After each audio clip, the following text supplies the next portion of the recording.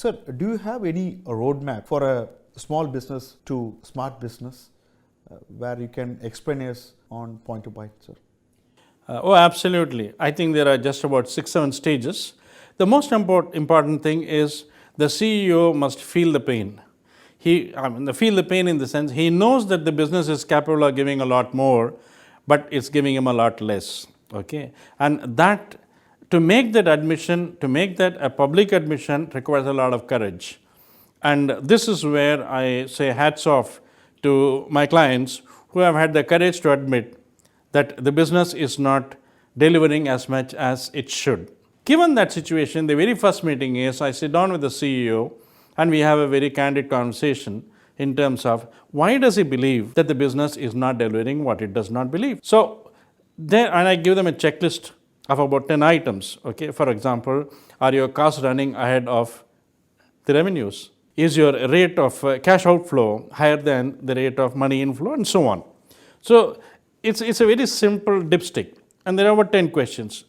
Chances are that even if 3 or 4 out of that is a no, you know that what it is that you're looking at. Then we sit down and do a due diligence. This is with basic balance sheet numbers, nothing esoteric.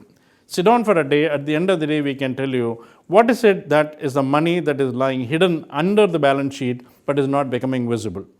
Typically, it will be about 2 to 3 months of net profit that is getting lost because of idling, and I normally call it volume, value, velocity. Either because the volume is less than what it should be, or the value is less than what we should realize, or velocity is less than what it should be. So the 3 V's, the volume, value, velocity, the moment we know this is the extent to which the business is lagging, then we know this is the amount of money that you can put a handle on. And the name we give for it is called business clinic, and typically that also serves as a business case, saying if this is the amount of money that's waiting to be had with no extra investment, a smart business manager should take it. So that business clinic is the second step.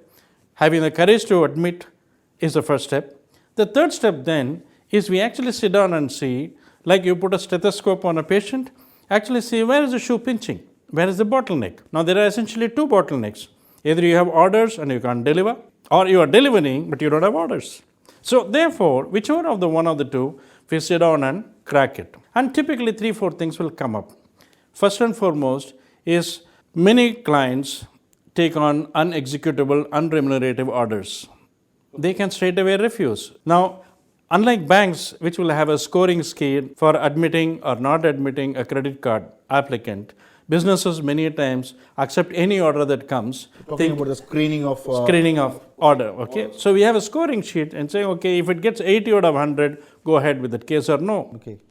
The second major fallacy is most companies will do only one thing to a standard, which means to a guarantee on time, and that is salary disbursement. Okay. Everything else is perpetually delayed or denied or both.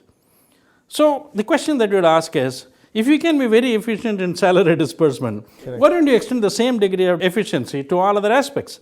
And the moment we take it to the cash-to-cash cycle, immediately things come up very clearly that either there is a capital inefficiency, or a conversion inefficiency, or an operating inefficiency. Okay? I don't want to go into the details of those, but that is what those things will be covered in this book. Absolutely.